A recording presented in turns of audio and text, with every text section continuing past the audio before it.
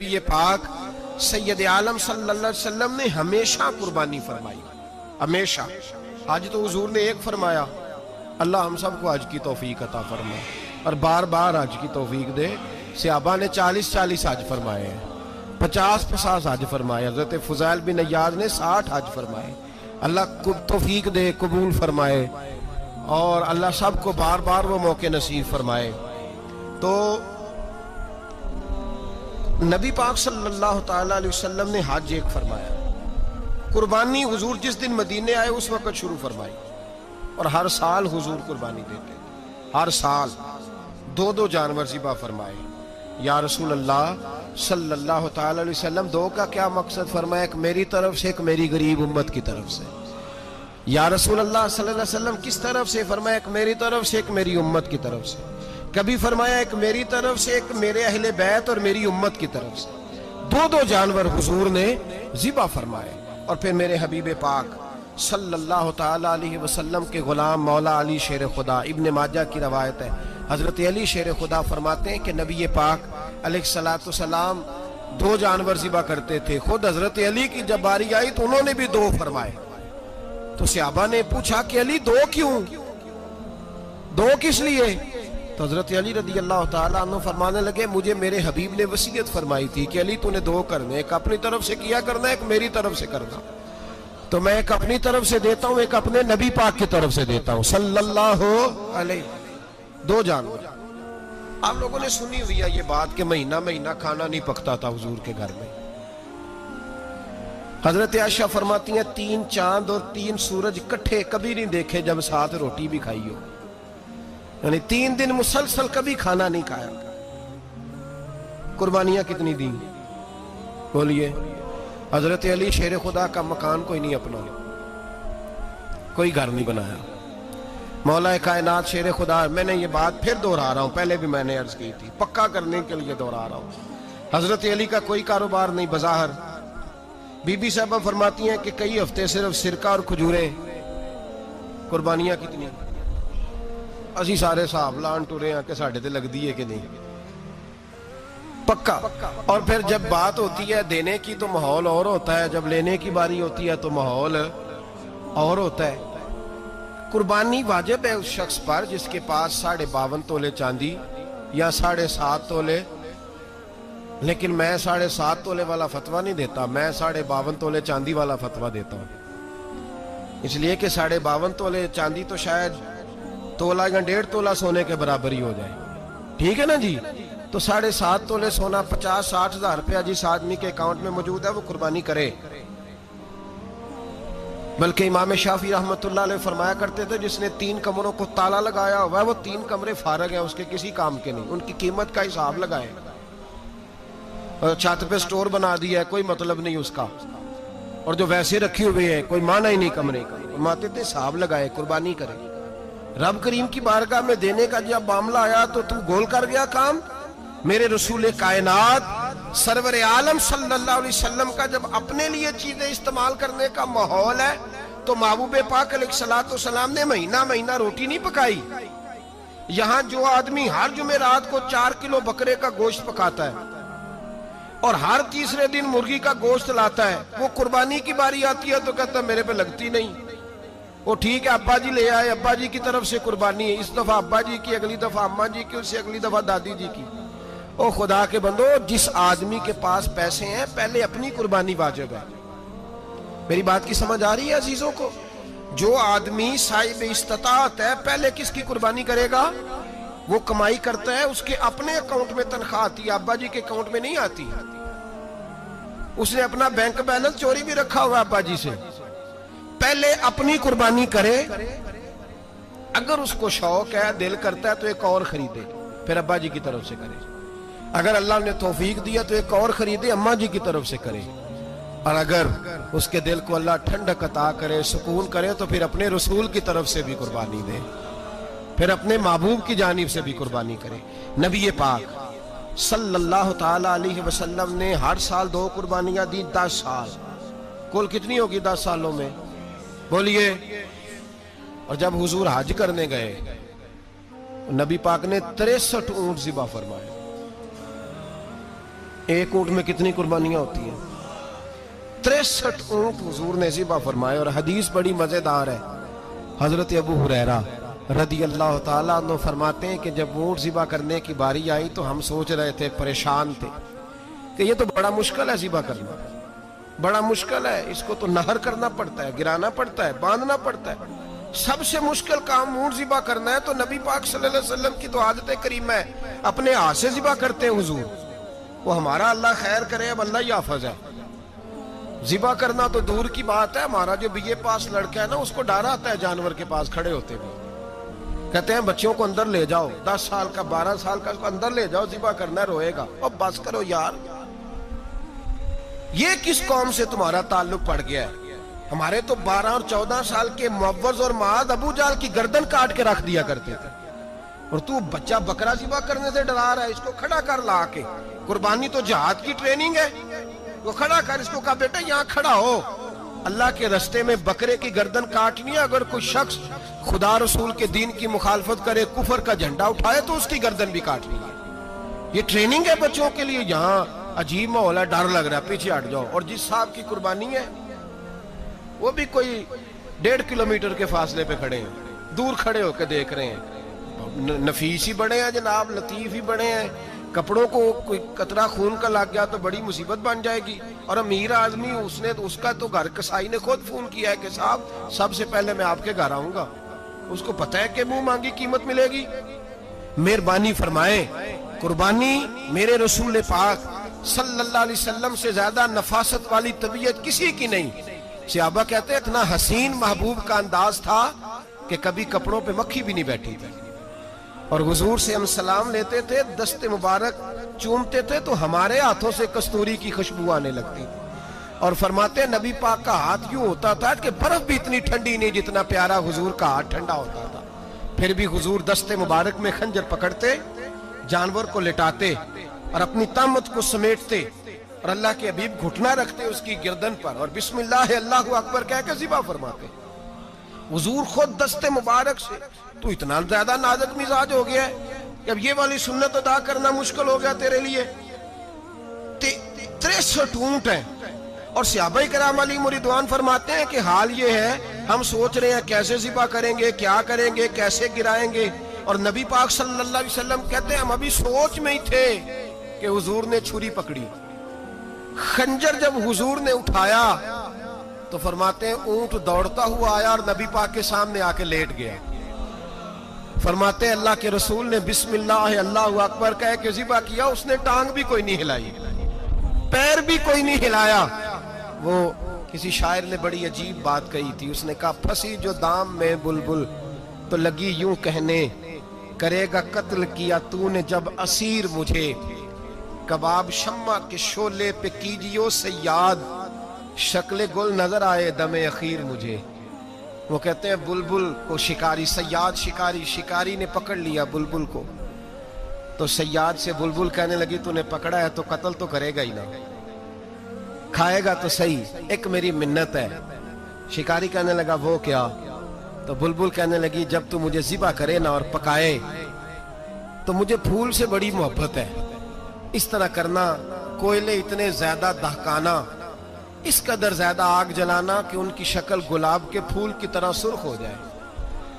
تو جب تو مجھے ان پر جلائے گا تو مجھے تکلیف نہیں ہوگی، اس لیے کہ محبوب کا چہرہ جو سامنے آ جائے گا مجھے تکلیف نہیں ہوگی. پھنسی جو دام میں بلبل تو لگی یوں کہنے، کرے گا قتل کیا تو نے جب اسیر مجھے، کباب شمع کے شولے پہ کیجیو سیاد، اور شکل گل نظر آئے دم اخیر مجھے. اعلیٰ حضرت بریلوی علیہ رحمہ فرمایا کرتے تھے، فرماتے تھے بڑی تکلیف ہوگی جب جان نکلے گی. روایتوں میں آتا ہے جس طرح باریک دوپٹہ جھاڑیوں پہ ڈالا جائے، کھینچا جائے تو پھٹ جاتا ہے، یوں تکلیف ہوگی. پر فرمانے لگے رسول اللہ کے غلام کو کوئی تکلیف نہیں ہوگی. حضور کیوں؟ فرمایا اس لیے کہ جب جان نکلنے لگے گی تو سامنے جلوہ وضحاج آ جائے گا. حضور کے جلوے ہوتے رہیں گے تو پتہ ہی نہیں چلے گا جان کیسے نکل گئی. پھنسی جو دام میں بلبل. تو صحابہ فرماتے ہیں کہ اونٹ دوڑتا ہوا آیا، حضور کے سامنے آ کے لیٹا، نبی پاک نے ذبح فرمایا اور فرماتے ہاتھ دھو گئی. حضور نے توجہ فرمائی تو دوسرا دوڑتا ہوا آ گیا، تیسرا آ گیا. حضرت ابو ہریرہ فرمایا کرتے اونٹ ایک دوسرے کو دھکے دیتے تھے, پیچھے ہٹ جا, پہلے میں نے جانا ہے, پہلے میں نے جانا ہے. 63 اونٹ وادی منا میں حج کے موقع پر میرے رسول پاک نے دست مبارک سے ذبح فرمائے. ہر قربانی حضور نے اپنے ہاتھوں سے فرمائی. قربانی واجبات دین میں سے, ضروریات دین میں سے, اور کوئی اتنا لمبا چوڑا مسئلہ نہیں. بہت ساری چیزوں کو خود بخود مشکل کر لیتے ہیں. ٹی وی پہ خبر آتی ہے فیصل آباد کے 2 بیل ہیں, بولو اور ڈولو, پتہ نہیں کتنے من ان کا وزن ہے. ان سے پوچھا جا رہا ہے کہ بولو ڈولو کھاتے کیا ہیں, تو کہتے ہیں بادام کھاتے ہیں, مکھن کھاتے ہیں. یہ جناب پتہ نہیں ان کو دودھ کتنے کلو روز پیتے ہیں, اور بولو ڈولو بیچارے سے خود نہیں چلا جا رہا. لگ ایسے رہ جیسے وہ خود کہہ رہے ہیں مہربانی کرو ہمیں ذبح کر لو, اب تو اٹھا بیٹھا بھی نہیں جا رہا. او خدا کے بندو, دین کی اصل حقیقت کو سمجھو. یہ تو حضور نے فرمایا خوبصورت جانور لاؤ, یہ کس حدیث میں آیا ہے کہ اسے بادام کھلاؤ؟ آج لوگ انسانوں کو روٹی نہیں مل رہی اور جانوروں کو بادام کھلا رہے ہو. کو کھانے اس کے حصے میں جو اللہ نے شے رکھی ہے نا وہ چارہ ہے. اس کو چارہ کھلاؤ اور اچھے طریقے سے پیٹ بھر کے کھلاؤ. جانور کو پیٹ بھر کے چارہ کھلایا جائے تو جتنی اس کی طبیعت ہوتی ہے اس حساب سے وہ صحت مند ہو جاتا ہے. باقی یہ تو آپ کسی شخص کو اتنا کھلا دیں کہ اس کا پیٹ اتنا بڑا ہو جائے, پھول جائے, تو وہ بیچارہ تکلیف میں آئے گا کہ نہیں آئے گا؟ یہ کس قسم کا ماحول ہے؟ ایک بکرا بکا لاہور میں اور سیٹھوں نے شرطیں لگائی ہوئی ہیں, میں 5 لاکھ کا لایا ہوں تو میں 9 لاکھ کا. یہ کیا چکر ہوا؟ مجھے اتنا کھلایا جی اس کو فلاں چیز. یہ کس نے کہا ہے کھلانے کا؟ بادام کھانا کس حدیث میں آیا؟ کس صحابی نے اپنے بکرے کو بادام کھلائے؟ کس نے مکھن کھلایا؟ کس نے پیڑے کھلائے؟ بس کرو, عجیب تماشا لگ گیا ہے. اور یہاں تو اتنی بری حالت ہو گئی ہے کہ عورتیں ناچنے لگی ہیں قربانی کے جانوروں کے آگے, بیبیاں بیچنے لگی ہیں. اللہ کے غضب کو آواز نہ دو. یہ قربانی ہے کہ ہر چیز کا, مذہب کی ہر شے کا مذاق بنا دیا ہے. جس دین نے عورت کی اپنی قربانی بھی ہو تو اس کو ذبح کرنے کی اجازت نہیں دی, مرد ذبح کرے گا. جو دین کہتا ہے کہ عورت ذبح نہیں کرے گی وہ عورت بیچ سکتی ہے اللہ کے جانور. یہاں جس کا میں نے رمضان میں بھی کہا تھا, پھر بات دہراتا ہوں, سارا سال ناچتے گاتے ہیں اور عید کا موقع آتا ہے تو 2-4 مولوی بٹھا کے وہ دین سکھانا شروع کر دیتے ہیں. کوئی پتہ ہی نہیں, کوئی خبر ہی نہیں. جس بوتل میں کل تک شراب بک رہی تھی اسی میں دودھ پلاؤ گے؟ جس برتن میں کل تک پیشاب تھا اس میں آج لوگوں کو شہد پلاؤ گے؟ بس کرو, یہ مذاق نہیں, یہ رسول اللہ کا دین ہے. نبی پاک سید عالم صلی اللہ تعالی علیہ وآلہ وسلم نے کوئی ذمہ عورت کے کوئی چیز نہیں لگائی ایسی جس میں اسے مردوں کے ساتھ شامل ہونا پڑے. اور عورت سمجھ ہی نہیں رہی کہ یہ اس کی تذلیل ہے, عزت نہیں. صابن بک رہا ہے تو ساتھ بی بی کھڑی ہے, شیمپو بک رہا ہے تو عورت اس کی جو ہے وہ ایڈ دے رہی ہے. یہ عزت ہے عورت کی؟ رسوا کر دیا تم نے ہر شے میں عورت. اب قربانی کا جانور بھی بی بی بیچے گی؟ غیرت کہاں گئی اس قوم کی؟ میرے رسول پاک سرور دو عالم صلی اللہ تعالی علیہ وسلم کو کسی نے آ کے کہا فلاں قبیلے کے لوگوں نے عورت کو سربراہ بنایا ہے, عورت کو آگے لگا لیا ہے. فرمایا تباہ ہو گئے وہ لوگ انہوں نے عورتوں کو اپنے آگے پیشوا بنا لیا. جس رب نے عورت کو نبوت نہیں دی, امامت کرنے کا حق نہیں دیا, کس چکر میں لوگ پڑ گئے؟ 5 لاکھ کا جانور کس لیے لائے ہو؟ 5 لاکھ کا تفاخر کے لیے, دکھانے کے لیے؟ تو اگر 50,000 کا 60,000 کا بھی جانور لاتا تو اچھا آ جاتا. اور 50,000 کا جانور لائے تو 5 لاکھ میں کتنے آتے ہیں بولے؟ تو 10 جانور ذبح ہوں گے تو کتنے غریبوں تک گوشت جائے گا, کتنے گھروں کا بھلا ہوگا. ہر چیز کا چکر الٹا کر دیا گیا ہے. اور صرف حج کے لیے ہوتی تو میرے رسول پاک ہر سال قربانی نہ کرتے, اور میرے نبی پاک قربانی دینے کا حکم. ایک اور بات بڑی لوگ پوچھنے لگے, کہتے جی گائے کی ہوتی ہے, بھینس کی بھی ہوتی ہے کہ نہیں؟ چلو جی اب نئی بات نکل آئی. حدیث پاک میں لفظ آیا اونٹ کا, نبی پاک نے فرمایا بکرا 1 سال کا, گائے 2 سال کی, اونٹ 5 سال کا. حدیث میں لفظ آ گیا اونٹ کا. آپ کو بندہ کہے پہلے بتائیں نر کا کہ مادہ کا, تو میں کدھر سے آپ کو حدیث نکال کے دوں جس میں نر بھی اور مادہ علیحدہ علیحدہ ہو؟ حدیث پاک میں ذکر آ گیا دمبے کا، مینڈے کا. اب باقی جو سارے جاگ رہے ہیں نا، اب غور فرمائیں، باقی ایک بکرا ہے، ایک چترا ہے، ایک دمبا ہے، ایک دیسی بکرا ہے، ایک پہاڑی بکرا ہے، تو علیحدہ علیحدہ لفظ کہاں سے نکال کے دیے جائیں؟ یہ ساری انواع ہیں، اقسام ہیں، نوع ہیں. اسی طرح بھینس بھی گائے کی ایک قسم ہے. امام اعظم ابو حنیفہ فرماتے ہیں النوع منہ، یہ اس کی ایک قسم ہے، نوع میں سے ہے، گائے کی نوع میں سے. آپ عام لفظ بولتے ہیں تو کہتے ہیں بکرا چترا گائے بھینس، عام لفظ ہے نا. تو جب گائے کہہ دیا تو اب کو بندہ کہے گائے آیا تو پہلے بتائیں گائے تو ہے، تو اس میں بیل شامل ہے کہ نہیں؟ تو گائے کی جتنی قسمیں ہیں نا، ہمارے محدثین بھینس کو گائے میں شامل کرتے ہیں. بھینس گائے کی ایک قسم ہے. تو نبی پاک صلی اللہ علیہ وسلم نے جب گائے کا لفظ استعمال کیا تو بھینس اس کے اندر آ گئی. تو اگر گائے کی قربانی جائز ہے تو بھینس کی قربانی بھی جائز ہے. اگر بیل کی قربانی جائز ہے تو کٹے کی قربانی بھی 100% جائز ہے. اس کے اندر 7 حصے ڈالے جائیں گے، اسے قربان کیا جائے گا، یہ جائز ہے. اگر آپ صریح لفظ نکال کے دکھانے کو کہیں گے تو پھر تو بڑی چیزوں میں لوگ الجھ جائیں گے. پھر کیسے نکالا جائے گا خسی کی جائز ہے کہ نہیں، جو خسی نہیں اس کی جائز ہے کہ نہیں، فلاں کی. تو ان تفصیلات، ہاں بہت ساری چیزوں کی تفصیلات حدیث میں ہیں، لیکن ساری چیزوں کی موجود نہیں. اس لیے میرے عزیز یاد رکھیں، بھینس کی قربانی بھی ہوگی، گائے کی بھی ہوگی، بیل کی بھی ہوگی، کٹے کی بھی ہوگی. جن کی نہیں ان کی نہیں. ہم نے کبھی کہا ہرن کی قربانی بھی ہوگی یا مرغی کی قربانی بھی ہوگی. تو حدیث مبارکہ کے اندر جو چیزیں موجود ہیں ان کی جتنی اقسام ہیں ان سب کی قربانی کرنا ہاں جائز ہے. اور میرے نبی پاک صلی اللہ علیہ وسلم نے فرمایا جانور خوبصورت ہو، لنگڑا نہ ہو، کانا نہ ہو، زخمی نہ ہو، خوبصورت جانور لاؤ، اس کو لا کے ذبح کرو. لوگ کہتے ہیں چلو اتنے پیسے اللہ کے رستے میں دے دیں، تو یہ کافی نہیں کافی. مسلم شریف میں، بخاری شریف میں میرے نبی پاک سید عالم صلی اللہ تعالی علیہ وسلم نے فرمایا 10 ذی الحج کو اللہ کی نظر میں ابن آدم کا سب سے پسندیدہ عمل.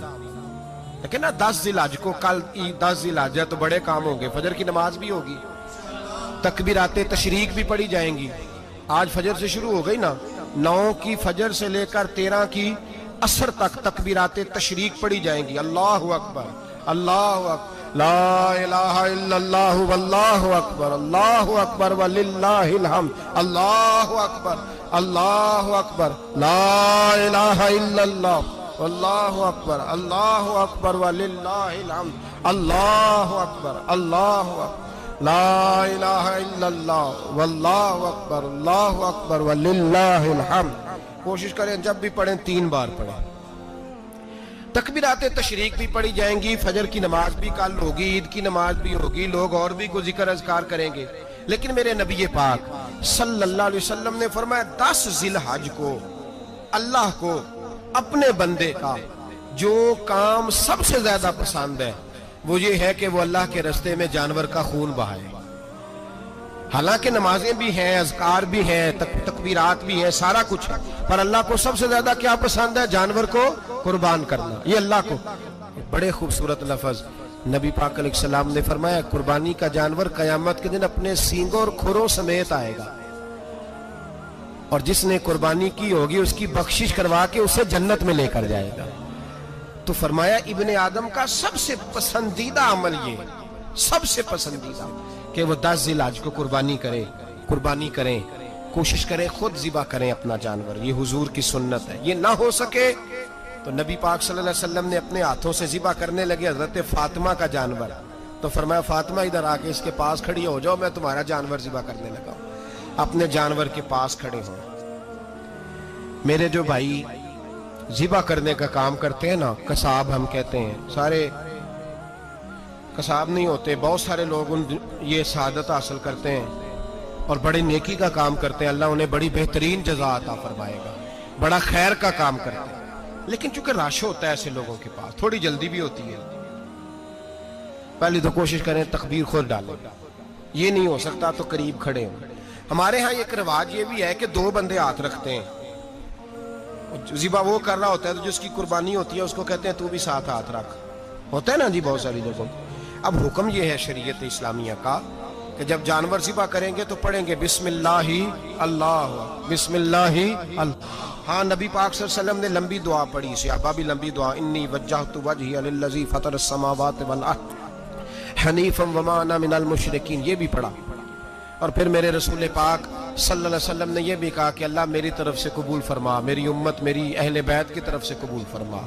صحابہ جب جانور ذبح کرنے لگتے پہلے یہ دعا پڑھتے، پھر کہتے اللہم تقبل منا کما تقبلتا خلیل کا ابراہیم علیہ السلام وتقبلتا حبیب کا محمد صلی اللہ علیہ وسلم، اے اللہ ہم سے بھی قبول فرما جیسے تو نے حضرت ابراہیم سے قبول فرمائی اور جیسے اپنے حبیب حضرت محمد صلی اللہ علیہ وسلم سے قبول۔ یہ ساری دعا پڑھیں، اور جب جانور ذبح کرنے لگے تو پھر پڑھیں بسم اللہ اللہ، بسم اللہ اللہ۔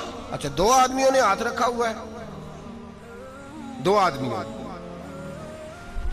اب اگر ایک نے بھی نہ پڑھی بسم اللہ اللہ اکبر تو جانور حلال نہیں ہوگا، دونوں کو پڑھنا پڑے گا۔ یہ مسئلہ یاد رکھیں۔ ایک اور بات بھی بتانی ہے آپ کو، وہ بھی آپ نے یاد رکھنی ہے۔ قربانی کے بڑے جانور میں کتنے حصے ہوتے ہیں؟ 7۔ اب 7 حصوں میں 7 کی نیت قربانی کی ہونی چاہیے، 7 کی۔ 6 حصے ڈال گئے، جو چلے تھوڑے سے زیادہ امیر لوگ نہیں تھے، نارمل تھے، انہوں نے 6 حصے ڈال لیے۔ 7واں امیر آدمی تھا، اس کو جا کے کہا یار ایک حصہ نہیں مل رہا، تو چل تو نے تو 2-3 بکرے لیے ہوئے ہیں، تو بھی شامل ہو جا۔ اس نے پہلے تو کہا نہیں یار میں نے اب لے لیا، پھر جب اصرار کیا تو کہا چلو ٹھیک ہے بڑے گوشت کا قیمہ کرا لیں گے۔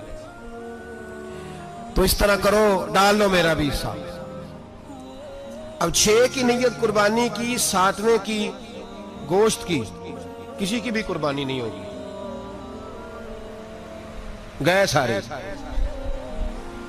اب اس کے لیے شرط کیا ہے کہ اس کو بھی آپ، اصل میں ہمیں مسائل نہیں آتے، نہ ہم سیکھتے ہیں نہ پتہ کرتے ہیں، پھر خرابی ہوتی ہے۔ اب اس سے کہیں کہ یار قربانی سے پہلے اپنی نیت کا اعادہ کر، اپنی نیت کا اعادہ کر، بتا کہ تیری نیت کیا ہے، اور اگر غلط ہے تو صحیح کر لے، تاکہ سب کی قربانی تو بتا۔ یہ جو تو رکھ رہا ہے قربانی، تو کس کی قربانی کر رہا ہے؟ دادا جی کے نام کی، ابا جی کے نام کی، اپنے پیر کے نام کی، استاد کے نام کی، یا رسول پاک صلی اللہ علیہ وسلم کے نام، نبی پاک کے نام کی؟ اس سے پوچھیں، اور جو وہ نیت بتائے اس نیت کی دعا ہوگی، اس کی طرف سے کہا جائے گا اے اللہ اس کی طرف سے اسے قبول۔ میری بات کی سمجھ آ رہی ہے میرے عزیزوں کو؟ اور اس ارادے کے ساتھ قربانی، اگر ایک کی بھی نیت خراب ہو گئی تو مسئلہ بگڑ گیا۔ اس لیے ان مسائل کو، اور نبی پاک کے نام کی جو قربانی ہوگی، سبحان اللہ۔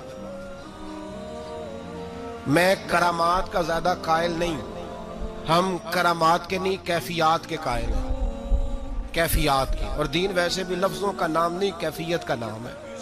میرے حصہ فرمایا کرتے تھے ہم کرامت سے زیادہ کیفیت کے قائل ہیں۔ اگر مرید ساری زندگی کرامتیں سناتا رہے اور کبھی اسے مدینے جانے کا شوق ہی پیدا نہ ہو، کبھی نبی پاک کے نام پہ آنسو نہ آئے، تو پھر کرامت کا فائدہ نہیں، کیفیت تو ملی نہیں اسے۔ ہم کیفیت، اسی طرح ہم نظرانے کے نہیں نظر آنے کے قائل ہیں۔ تو بھائی یہ یاد رکھ لیں، کیفیت کا نام دین ہے، نبی پاک کے نام کی قربانی۔ میں قائل تو نہیں کرامت کا، لیکن ایک بات میں نے اپنے ایک استادوں سے، ایک بزرگوں سے سنی ہے، میرا دل کرتا ہے وہ سنا دوں آپ کو۔ اور بزرگوں کا قول ہے اصل رنگ جو میں عرض کر رہا ہوں اسی رنگ میں اس کو رکھیے گا، اور جس حد تک میں بات کر رہا ہوں اسی حد تک رکھیے گا۔ اب ہر آدمی کے پاس موبائل ہوتا ہے، فوراً بات ریکارڈ ہوتی ہے، فوراً میڈیا پہ جاتی ہے، فوراً لوگ کمنٹس کرتے ہیں۔ تو بھائی جس حد تک سناؤں اسی حد تک رکھیے گا۔ میرے ایک بزرگ فرمایا کرتے ہیں کہ نبی پاک کے نام کا جانور ذبح کرو، اور وہ گوشت اس آدمی کو کھلاؤ جس کا حافظہ کمزور ہے، اللہ اسے وسیع حافظہ عطا فرمائے گا۔ اور فرمایا کرتے کہ میرا تجربہ ہے، نبی پاک کے نام کا جانور ذبح کرو، اور جس آدمی سے کوئی گناہ نہیں نہ چھوٹتا، کسی گناہوں میں الجھ گیا ہے، اسے وہ والا گوشت کھلاؤ، اللہ اس کے دل میں نور پیدا فرمائے گا اور گناہ سے نفرت ہو جائے گی اسے، جو نبی پاک کے نام کا جانور ہو۔ تو ہم جو سیکھنے والے لوگ ہوتے ہیں، ہمارا دل کرتا ہے کہ چلو تھوڑا سا اپنی طرف سے بھی پوچھ لیں۔ تو میں نے کہا حضور اگر بیمار کو کھلا دیں تو فرمانے لگے کھلا دو، اللہ صحت دینے والا ہے، پر بیمار کے لیے دوائیاں بڑی ایجاد ہو گئی ہے، گناہ گار کی دوائیاں نہیں ملتی۔ بیماروں کی دوائیاں بڑی ہیں، گناہ گاروں کی نہیں ملتی۔ गुनाहगार को खिलाओ, इसलिए कि जो चीज मुस्तफा के नाम से मंसूब हो जाती है रब उसकी बड़ी कदर फरमाता है, अल्लाह उसकी बड़ी कदर करता है। जो चीज नबी पाक के नाम से मंसूब हो जाती है अल्लाह उसकी बड़ी कदर फरमाता है। मेरे नबी पाक अलैहिस्सलाम ने फरमाया, मेरा कलमा पढ़ने वाला मोमिन जब दोज़ख से गुजरेगा तो दोज़ख कहेगी जल्दी जल्दी गुजर जा, जल्दी जल्दी। जहन्नम की आग कहेगी जल्दी जल्दी गुजर जा, जल्दी। तो मोमिन कहेगा तू तो आ गया, तुझे क्या बात हुई, पुल सिराज से गुजर रहा है, क्या मसला हुआ। उसके पास से गुजर रहा है दोज़ख के, तो पास से गुजरते वक्त भी कहते हो जल्दी गुजर जा, कहीं ऐसा ना हो कि तेरे नूर की चमक मेरी आंख को ही ठंडा कर दे। ये शान है उनके गुलामों की, तो सरकार का आलम क्या होगा। तो मेरे रसूल पाक अलैहिस्सलाम से जो शय मंसूब हो जाती है उसकी अल्लाह बड़ी कदर फरमाता है, जभी तो हमारी कदर है। अल्लाह फरमाता है कुन तुम खैरा उम्मतिन, तुम जिस तरह के भी हो सबसे अफजल, इसलिए कि मेरे मोहम्मद का कलमा जो पढ़ते हो सल्लल्लाहु अलैहि। तो कुर्बानी करें, अच्छी नीयत के साथ करें, खुलूस के साथ करें। कुर्बानी के गोश्त के 3 हिस्से करने। एक देना है खालस गरीब लोगों को, जी क्या देना है उनको, जी गरीबों को क्या देना है, नाल झिड़का नहीं देनिया 250 आ भी गए हो तुसी, अजे तो खल भी नहीं लाई, झिड़का नहीं देनिया, और जो तेरे दरवाजे तक चल के आ गया। और अल्लाह पाक से डरा कर, बस ये सोच के उसने तुझे देने वाला बनाया है। भाई ये सोच कि कोई किसी के दरवाजे तक नहीं जाता, ये सोच वो बड़ा बेनियाज है, कुछ का कुछ कर देता। तेरे दरवाजे तक आ गया ना, बस ठीक हो गया। तू समझ कि उसने तुझे बड़ी इज्जत दी है, तेरे दरवाजे तक छापर लेके आया, झिड़के ना दे, उत्ते बह जा, तू आ भी गया है, ऐसे ना कर, ऐसे ना कर, बिल्कुल। बस जो आ गया है ना उसको इज्जत दे, वकार दे। गरीब को गोश्त देना है, 7 झिड़के नहीं देनी। और उसको बड़ी अजीब बात है, चौधरी साहब बैठे हुए हैं, 2 पंखे चल रहे हैं और उन्होंने जनाब बड़ा सोफा रखा हुआ है और टप में गोश्त रखा हुआ है और गरीब आदमी लाइनों में लगे हुए हैं। थोड़ी देर के बाद में चाय पीनी, बस कर यार बस कर, बेपरवाही वे एक सज्जन दी जिथे किसे दी पेश ना जावे, उन्हें ताजा वाले दर दर रोले ते मंगते हैं तख्त बिठावे।